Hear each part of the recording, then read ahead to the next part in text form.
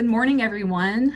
Thank you so much for being part of the NIRSA Outdoor Recreation Roundtable, Part 2. Today we have David Knobbe with us with the Georgia Institute of Technology, also known as Georgia Tech. And I'm Shannon Richardson with the University of Mississippi. We've got an exciting roundtable for you guys today. So we'll get started. Today, we will have a quick icebreaker. Then we will do a case study sort of the evolution of the philosophy at Georgia Tech. We'll have some time to discuss your program's current philosophy, and then we'll cover some more of the hot topics and trends. So last week we covered more of the programming side of things. This week we're going to talk more about program philosophy. So without further ado, let's go ahead and knock out this icebreaker. So if you have a chance to update your Zoom name to include your institution, just so folks kind of know where you're from, that's great. You don't have to do that.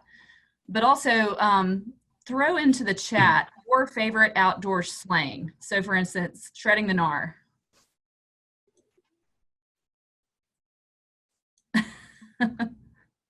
Nice, Trey.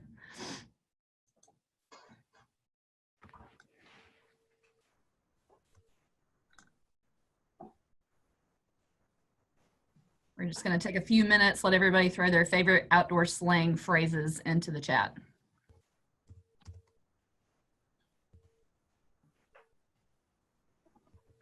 Straticals and Narnia, love it.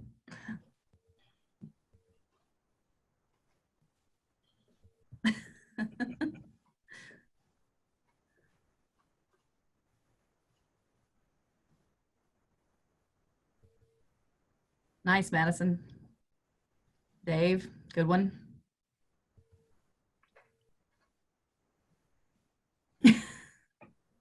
Trash pandas, like it.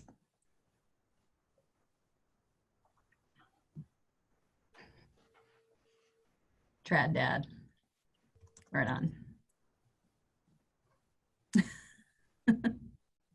Oh, me too, Spencer.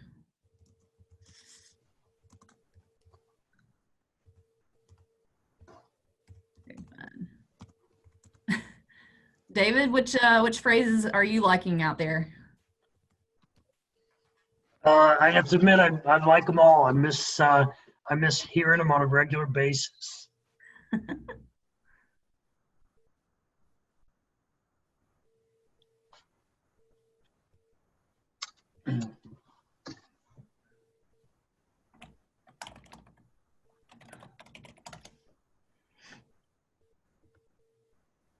Nailed it.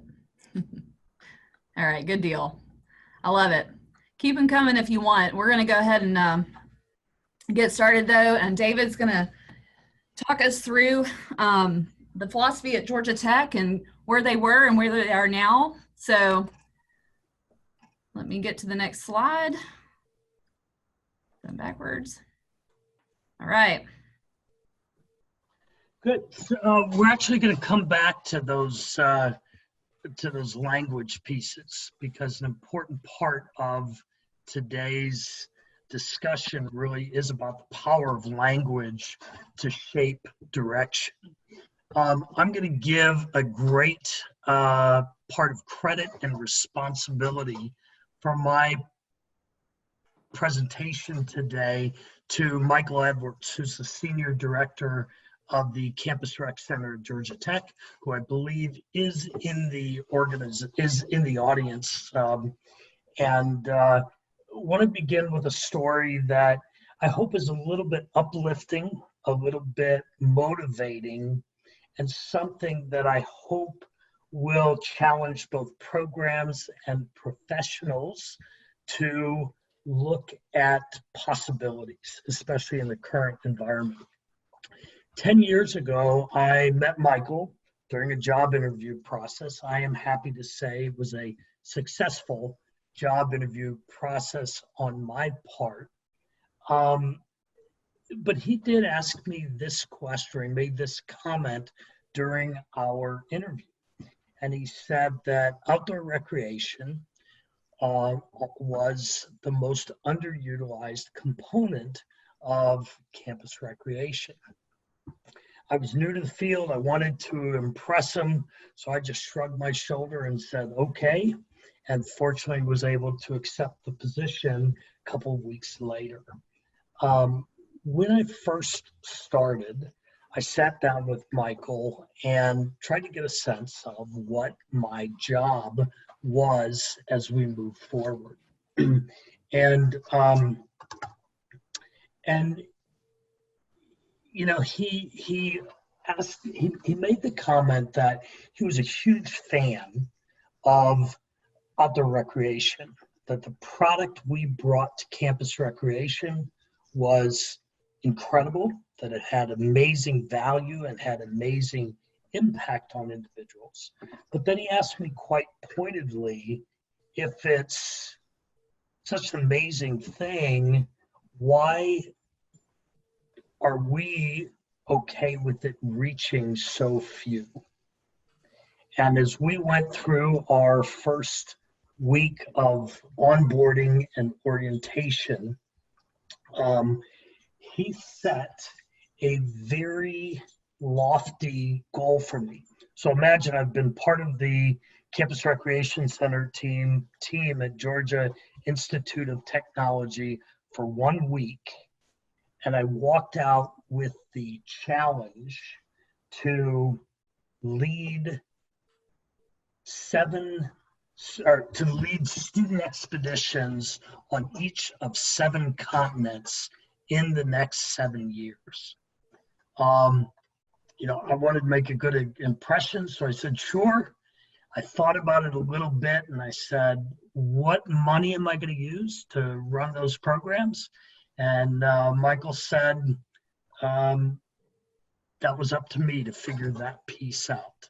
So I walked back to my outdoor recreation team, which was 1 full-time coordinator and about 38 volunteers. And I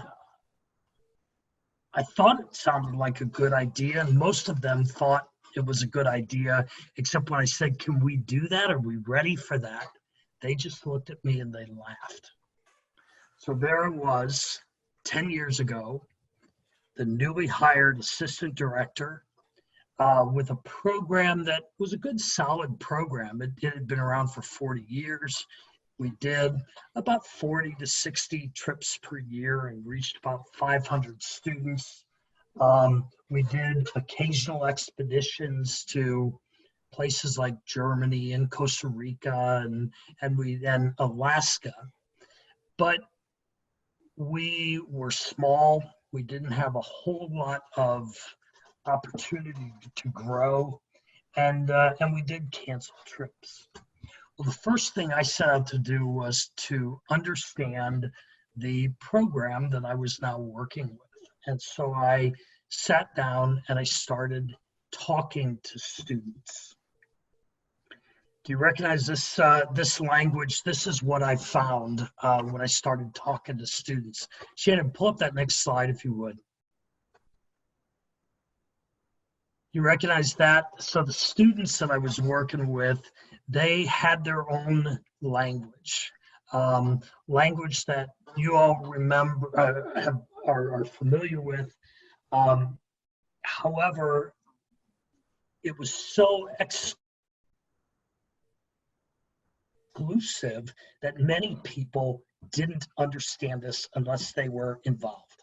And as I looked at the program, I saw that our biggest obstacle to expanding and growing was actually ourselves and our language and our ideas and our philosophies. So at that point, what I realized we needed to do is we needed to change how we thought of ourselves, how we thought of our industry, what we thought of as potentials and possibilities, and what we thought of our contribution to campus recreation and to campus as a whole. We began changing our language, and where we started was we turned to the university's strategic plan for students.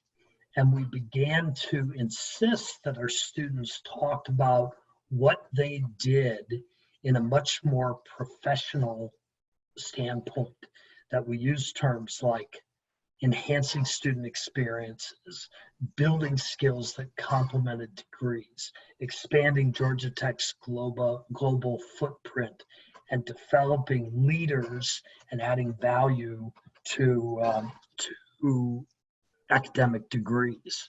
So suddenly we had a group, a very small group that was used to that very exclusive language of the outdoors. Now they were beginning to use language, because we insisted they were using language, that was much more a connection between outdoor rec and what we all know is an outcome of what we do, which is skills like problem solving and communication and leadership and improved team performance. And we insisted that they use that. So as we worked and we built this language, we also started focusing on the culture of the organization. Now you might look at this picture and think that's a quaint little photo of people wearing suits and outdoor gear. But this actual photo actually was a huge change, or it sparked a huge change in the identity of the organization. It's a photo that has been restaged every year with our executive advisory board every year for 10 years.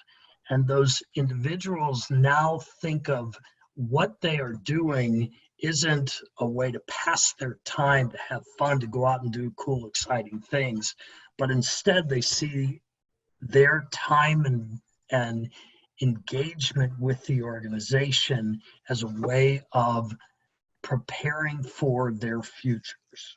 So if you go to the next slide, Shannon, it's important simply to know this, that after 10 years of focusing predominantly on emphasizing a change in our language. Now, I didn't mention this, that that during that 10-year period, our volunteer trip staff grew from about 38 individuals to over 250 people engaged in our training program. 10 years later, we're running about 165 trips per year. In those 165 trips, we serve about 2,000 participants annually. We run a challenge course that serves about 3,000 a year, a climbing wall program, which serves another 1,000 or so.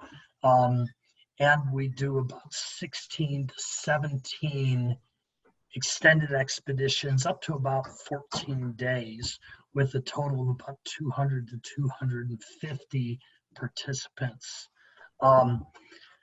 We have 8 adventure sports that we offer, and in terms of canceled trips, unless they are weather related, we almost never cancel a trip due to a volunteer staffing issue or due to lack of interest.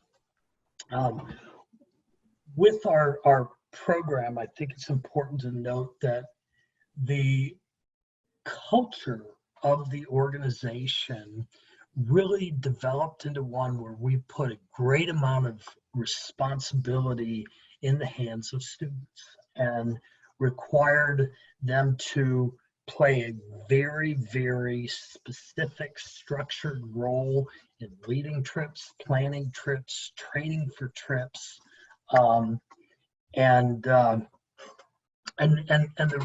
results were quite remarkable.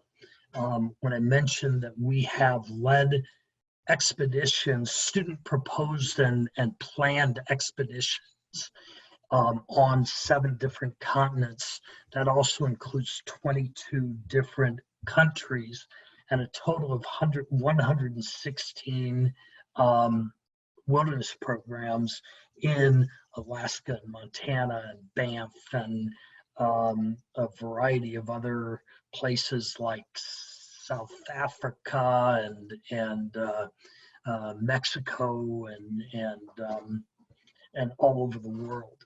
Anyway, the important point being that often people look to volunteers and think in terms of how do you train those individuals to the level that you're able to train paid staff. Well, we found a model that allowed us, and I will give credit to Solo Southeast. We established a training program with them around creating wilderness first responders. Since 2012, we have certified 169 wilderness first responders. Currently, we have 100 currently certified woofers on the program who play a large role in establishing a culture that is very, very focused on risk management. So what were the keys to our transformation? These are 4 of them. Number one, we intentionally reshaped our language and our culture to support the sort of program we wanted to be. We were much more club-like in the past. At this point, we are a very structured outdoor recreation program with a great deal of certification and training and quality documentation and written policies that, like clockwork, are adhered to. We sharpened our expectations for staff, and we also sharpened how we explained our intended outcomes with participants, so that instead of the conversation being that kind of wild, exclusive explanation of paddling and caving, climbing, cascading, our staff saw this as a pathway to growth and developing skills, both for themselves and for our participants. We greatly enhanced the training and mentoring components of our program. And then we focused on building campus-based partnerships that focus not just on students, but we also built partnerships with scholarship and academic programs with vendors like Solo Southeast, with the legal department, with risk managers on campus, etc. Those keys really those 4 steps really changed our program over 10 years. Shannon, if you could give me the next slide. And I want to introduce you to a good friend of mine, a young man named Hassan Khan, who was one of the individuals who, as a student, as a very young student, became engaged with us and was very active in shaping the organization. But I think you'll agree that he has a pretty impressive resume as a student. All these trips, etc., occurred while he was a volunteer with our program. Now, a lot of people might look and think, sure, every program has a poster child, the one person who outperformed everyone else. However, I use him as a representative of our culture and a representative of about 50 students who were able to achieve resumes like this as volunteers within our program. Those individuals were able to use these successes to propel them to some very impressive employment opportunities, impressive education opportunities. Hassan right now is in medical school. When he went to Georgia Tech, he graduated with a degree in aerospace engineering, decided that wasn't for him. He was enamored with what he learned about emergency medical response from his woofer training, and he parlayed that into being accepted into medical school. And remember that if there were time, I could give you 50 profiles like this, all volunteers, all individuals who have committed 3,000 to 7,000 hours of volunteer service. How about the next slide, Shannon? So I also wanted to let you know is that we stay connected with our students. These are a number of students who, most of whom were part of the organization when we spoke a different language. And these individuals, one of the people on that picture, on that slide is finishing up a PhD in materials science engineering, has done some private work with a guy named Bill Gates. One of them is on his way to becoming a CEO. One of them is on her way to becoming a US astronaut. And the other is hotshot computer engineer with a major corporation. All of these individuals, and what I find most satisfying about this and most beneficial of our changing the language within the organization, is every single one of these individuals assigns responsibility to some degree for their direction and career success with their involvement running trips on campus over a period of years. So the next slide, Shannon. So that's what I want to share with you about the program at Georgia Tech. And the reason I wanted to share that is in 10 years, we have become a program that I don't think we really, except for Michael Edwards, who said, can you do 7 continents in 7 years? I don't think a lot of us were sure that we could. And we felt that we were facing some pretty overwhelming odds to get there.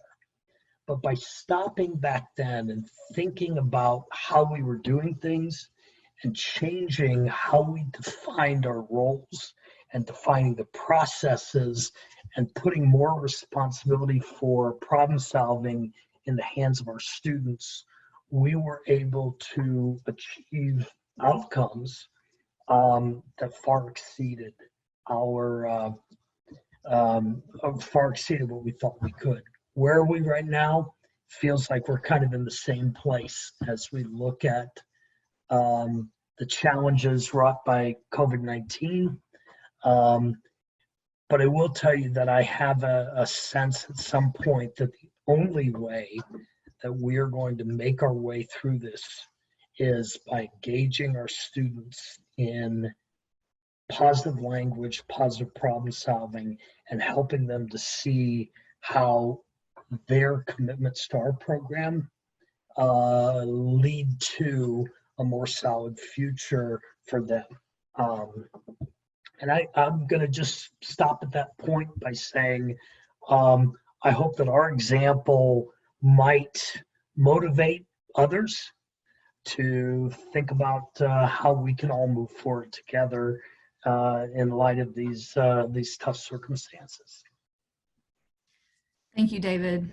I know I can speak, I'm sure, for everyone in saying that we really appreciate you taking the time to kind of outline such a great example of being intentional about thinking through the philosophy and being willing to make that change. Change is not always easy for people. So now is the time for others to jump in. You can throw it on the chat if you want, or just unmute yourself. But we want to hear from other institutions if anyone is currently in the process of reevaluating sort of their philosophy, their parameters, either before or in light of COVID-19.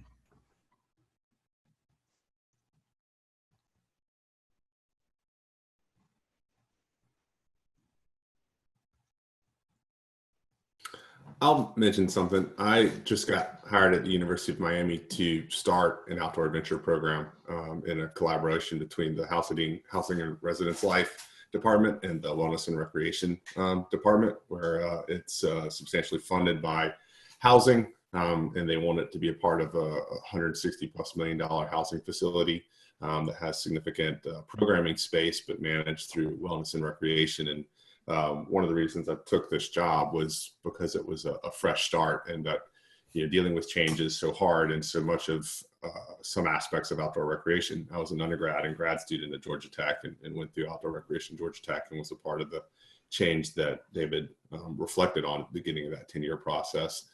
So much of what we do is rooted in the history, and there's great value in that. But I looked at the opportunity here as starting fresh, as a great way to just kind of define that culture that fits society now versus changing it from how it fits society 40, 50 years ago, when a lot of these organizations got their start, especially in the older groups.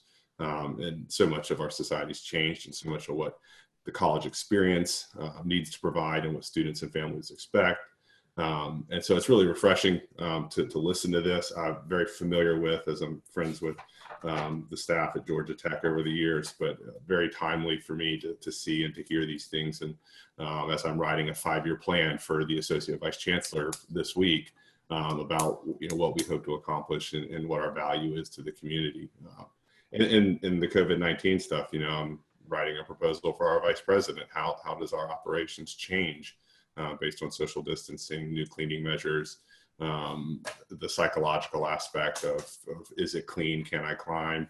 Are the climbing holds cleaned? How do we articulate that, regardless of the real risk, the perceived risk? So actual versus perceived risk, it's something we're all familiar with. Takes on a whole new context with the virus now, and how our messaging is going to be so important in the fall, when we really start to look at how campus operations can get back underway. Great. Thank you, Trey. Appreciate that. Others, have y'all seen a philosophical paradigm shift in your conversations within your institution, or at least within your departments and programs?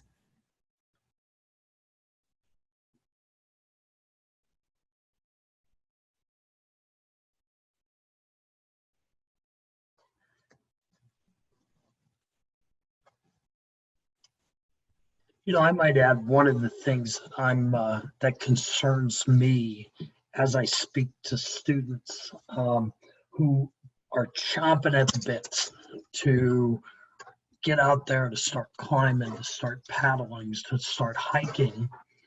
And it's hard for them to hear that they're not going to pick up where they left off. So our program will struggle with, Trey, just like you mentioned, some of those attitudes about, is this rental equipment clean? When was it sanitized? Am I comfortable riding in a van with other people? Are the holds cleaned, etc.? And we're going to have a great deal of re-educating and relearning how to make people trust us, and so that's really one of the pieces in conversations with our staff people is exploring how do you think people will regard us differently, and what do we need to do to regain trust in the new in the new environment. And I think that's a huge piece for us. It's not something that we have determined, but we do recognize that we cannot start where we left off, and it's very likely that we're going to start far, far, far beyond what we would consider to be adventure programming. Yeah. We got a few questions and comments on the chat I want to be sure to highlight. David, are students who get certifications paid for required to lead a certain amount of trips? This is from Tyler. It's not that we created a really unique model for training with Solo Southeast. So we took the woofer training and we divided it into a weekend on campus, a second weekend on campus, and a third weekend both on and off campus. Not third weekend, but a 4-day period over spring break. We subsidize those who are actively involved as volunteers who have a track record. We have we actually have a 4-tier certification within our program of instructors in training, instructors, trip leaders, and those individuals are subsidized at different levels. We do also receive a pretty significant subsidy from the Student Government Association that we put into underwriting the cost of that. So for us to certify an individual as a woofer, we charge active volunteers right at about $300, and we do it on campus, so they don't have to worry as much about food, transportation, or lodging. So it makes it very, very affordable for them. Okay, great, thank you. Bill with Miami, Ohio, says that he loves the idea of the professional language shift in the picture, but they're struggling with paid student trip leaders versus volunteers and the questions, of course, that come with qualifying volunteers. So maybe you two can talk a little bit more, offline on that. And then Daniel brings up a good point. I think all of us are obviously have on our minds is not knowing when or what the budget cuts or allowances will be because of COVID. It's a stumbling block from being able to reevaluate. I know here at Ole Miss, we've sort of taken the approach to having kind of a plan A, plan B. So what does minimal programming with minimal fiscal support look like? And then what does it look like if we are fortunate enough to have a better budget outlook? Just having several different iterations of that has been kind of our plan. But others, any other changes? Daniel's been also said that his director mentioned he's prepared for worst case scenarios. So Mary Ellen, David asked, are any paid staff required to be on any specific trips or all trips led by volunteers? So when I started, that troubled me because I didn't know staff and I could see some inexperience when I sat down and spoke with them. However, what I've come to see is that the level of training, and if you hearken back to the slide with Hassan Khan, the number of trips he led, having very detailed training records, I think, is critical. I think it contributes to that sense of professionalism. There absolutely were times when I wrestled with the idea of requiring a professional staff to be there. But the reality is, and I know, Shannon, you like this comment that, what we do is not rocket science, but the people we have doing what we do at Georgia Tech tend to be, by and large, rocket scientists, right? So we're putting a bunch of engineers out there, but it's more about they're good individuals, but it's also about individuals who have a great culture that supports them and great experiences. There's one group we work with, which is a high-level scholarship program, which does on their end require that there is a staff person in the field, but not and by staff I mean a university staff person with them. They're absolutely comfortable with the caliber and training and documentation of our individuals, but they do want to have a Georgia Tech employee with them in the field. Um, but but by and large, we have found that our students have the training, the documentation, the judgment. We do equip all of our people in the field with satellite phones and in-reach locators. There is a full-time staff person who is always on duty and accessible whenever a group is in the field. And we have certain communication systems we have in place so that we can instantly access maps and group lists and things like that. And I will tell you that probably the greatest, I guess, bellwether would be how do the lawyers and the risk managers react when you tell them that no, we are not putting a full-time staff person in the field. Our program has been in operation for 50 years. We've been in a major growth spurt for 10. I think that the foundation of relatively few incidents, I shouldn't even say relatively, few incidents and almost no serious incidents despite the high volume, has built a very trusting relationship between the legal department and the risk managers. We also take time to sit down with them and show them our paperwork and show them and explain our processes, connect them once in a while with some of our students and our stories. And that has become an important part of having support. Our track record has really become an important part of the support for us doing student-led trips. Great. So I can imagine that folks on this call might be wondering, how can I transfer these ideas to my program or pitch these ideas if they're in a lower level?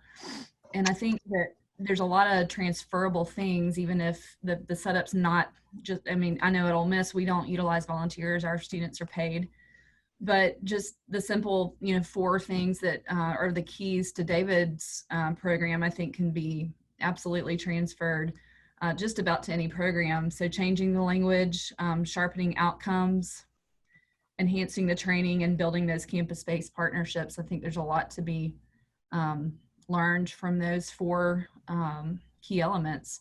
And I'm sure a lot of us are already doing that. I just think that sometimes we get going down the programming path and we kind of get lost in the weeds sometimes. And it's just great to occasionally reevaluate, why we do what we do, why we exist. I think that's just, those are hallmarks of good leadership. And obviously this pandemic has presented a monumental occasion to do just that. So we just wanted to kind of get everybody's wheels turning, kind of explore possibilities that might be out there for your programs, and we appreciate your input. We've got about 20 more minutes, so we're going to shift now to talking about current hot topics, trends, things that you might have seen on message boards or forums. Also, any teachable moments, so things that you tried that didn't go well, related to reacting quickly to the pandemic and restructuring on the fly. So yeah, this last part is more of that typical roundtable. Throw out your questions, throw out any comments you might have on the chat, or unmute yourself and go for it.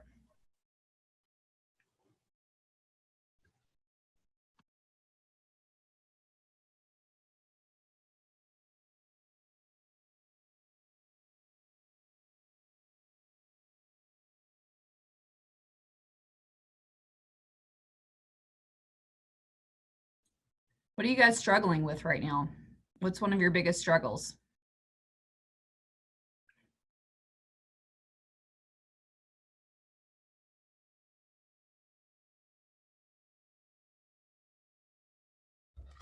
Hey, Allie Hughes, University of Utah.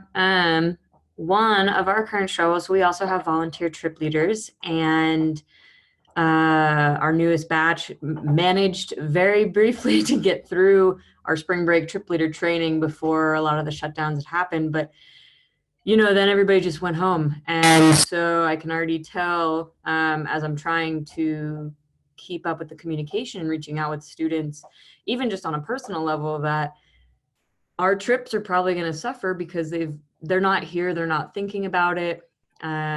Proposals are going to be slow to roll in. And unfortunately, we don't have necessarily all the commitment so that those trip leaders that don't propose trips, I can't throw out extra trips and expect people to pick them up. They just won't do that. So I'm a little nervous or a little worried, I guess, you know, coming through the fall to even see what I potentially have got on a calendar. I think a lot of what I've reflected on this past week, really kind of adjusting from the virtual programming focus of the past couple weeks and the quick pivot with all the changes to now answering the questions coming from the university leadership that's looking at summer programming, fall programming, what does next spring look like, you know, really starting to look strategically and try and plan for budget wise from the university leadership on down to, you know, program administrators, is that I don't know if our program philosophy should change drastically. I think they're going to have to change, but I think strategically we don't change a lot, but tactically we're going to have to adapt pretty significantly. And one of the areas that I'm looking at in a very unique situation with the new program that wasn't planning to have adventure trips for at least a year, if not two, while I built a culture and trained staff, was reliance on self-led adventures. So building out more resources for students that are using the equipment rental program to get more out of those experiences rather than just relying on it as like, hey, I have this equipment anyway, I might as well rent it. And or, you know, I can provide these opportunities for these students and they'll make of it what they will. They're getting out of campus, they have some social development, and we have some different things like that that we know are part of it. But my intention is to be much more intentional with some of my self-led adventures. And what type of resources and videos and documentation can I get them to read and watch and learn, reflect on, working with academic partners to see how can I supplement a leadership development class or something like that by helping plan a trip for them.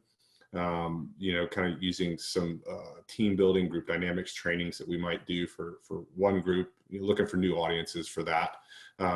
And that can create some revenue streams, and it can, you know, our outcomes are going to change a little bit, but the value remains the same, the impact that we can have, but the tools we use are going to have to be different in the short term until we can see that long-term herd immunity, vaccine level immunity. I mean, we're looking at 18 months, even if we can get back on campus in the fall, before anything can resume anything close to pre-COVID-19 life. Thanks, Trey. And that kind of goes right into a question Ed has. Ed with Kennesaw State, they've been working on virtual team building offerings. We've been working on discussions on that as well here at Ole Miss. Does anybody have any ideas on that? Bill at Miami, Ohio is also interested. So any virtual team building ideas or resources that anybody's come across?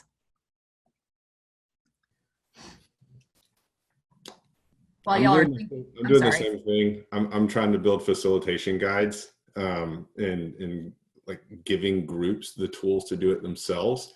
And I think by the time we get to what resembles normal operations, students are going to be really burnt out on Zoom and virtual meetings from just the way that life has had to transition. You know, just the meetings that I have with colleagues throughout the week, people are getting burnt out on this, and we don't have near the burden of it that students have with their classes that they're seeing.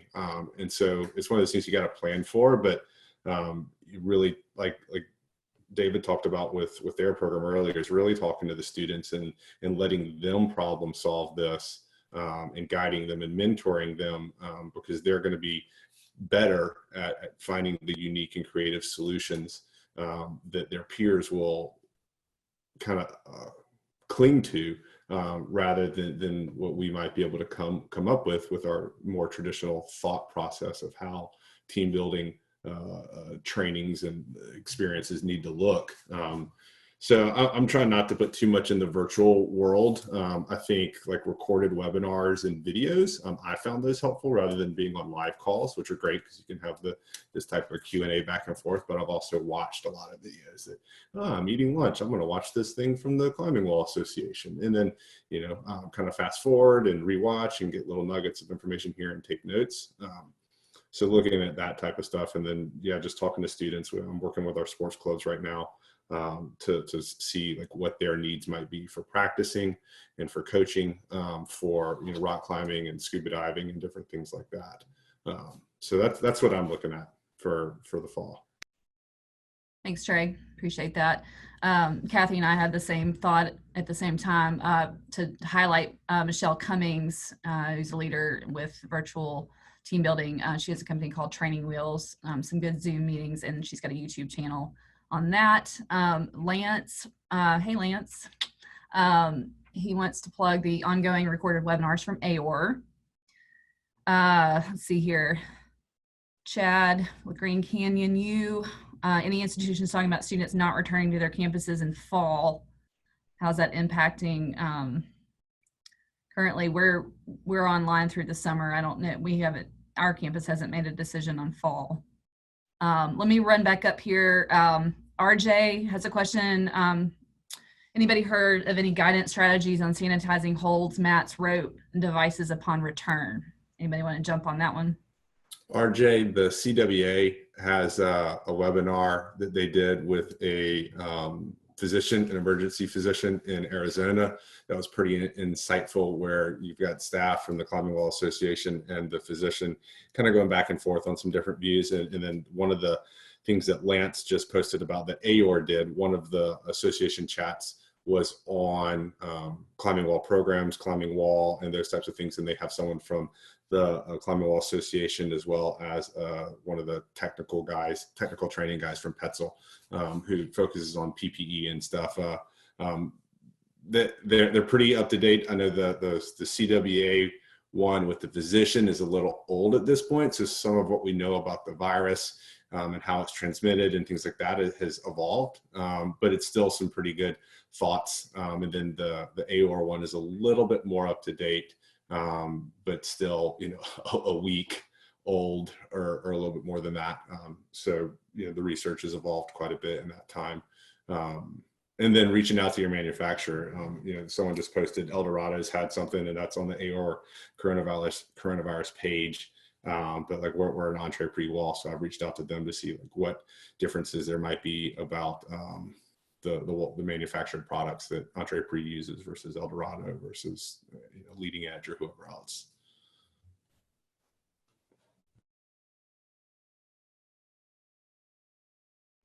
Cool, great questions.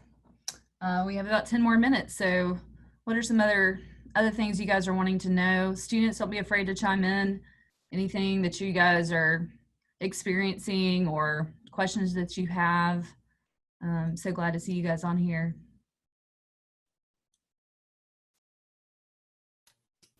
I have a question. Has anybody looked at or started having conversations with anybody in like environmental health and safety or emergency management about PPE for staff, if that's still a CDC guideline?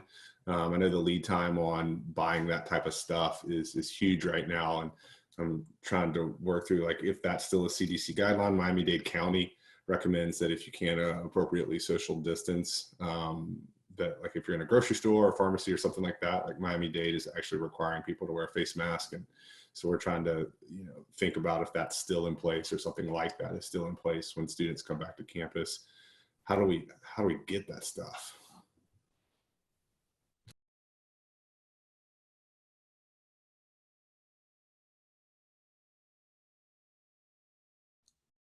Yeah, I know that the town of Oxford, our mayor's pushed everyone wearing at least a cloth mask. That's more to protect others, but if everybody does it, then everybody's protected, or at least to some degree. So that's kind of what we're working on right now, making sure everybody has one of those.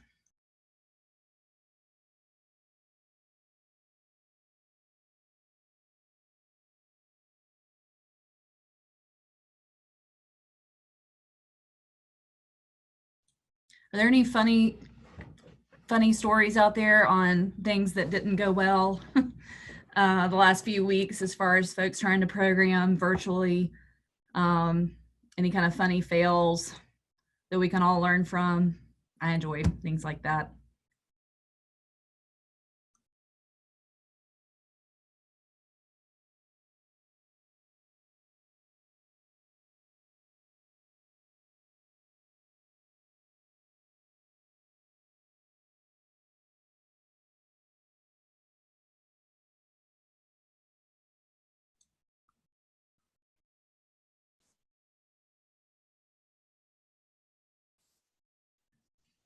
David, what you got?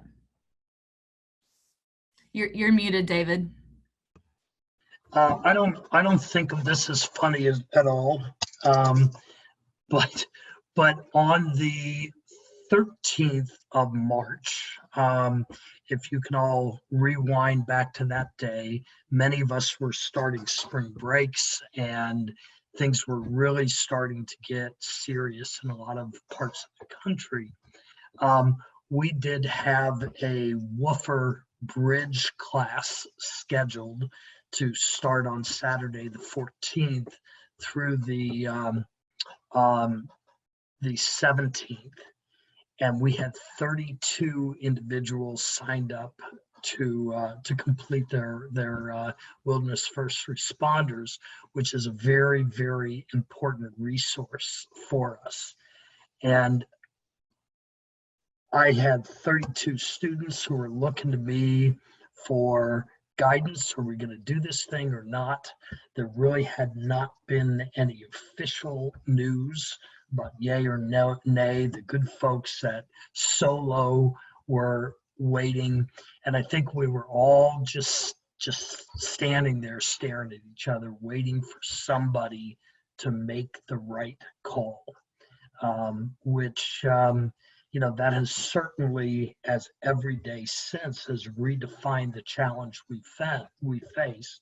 On that day, we were expecting 32 brand new woofers to fill our trips.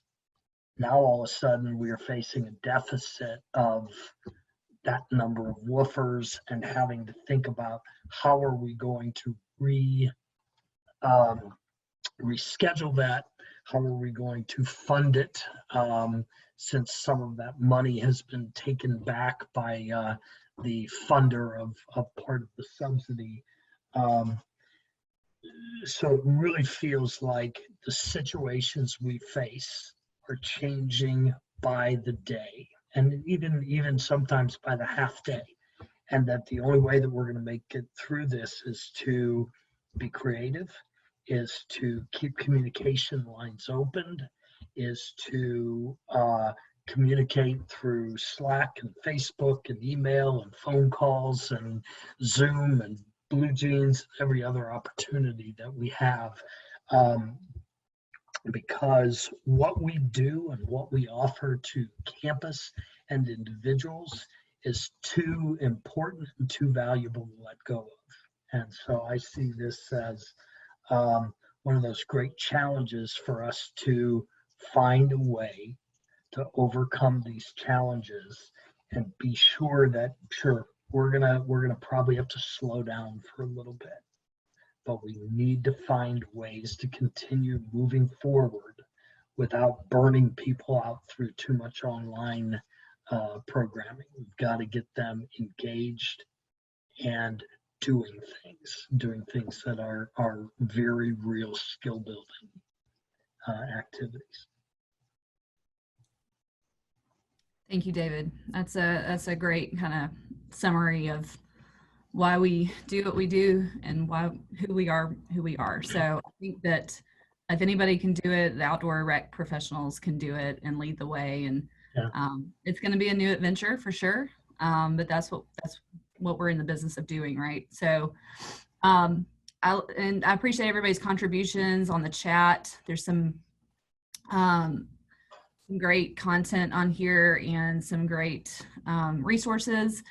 And just remember that this has been recorded, and it will be available on the NIRSA website the NIRSA Ideas in Motion website. And we're going to have a quick poll.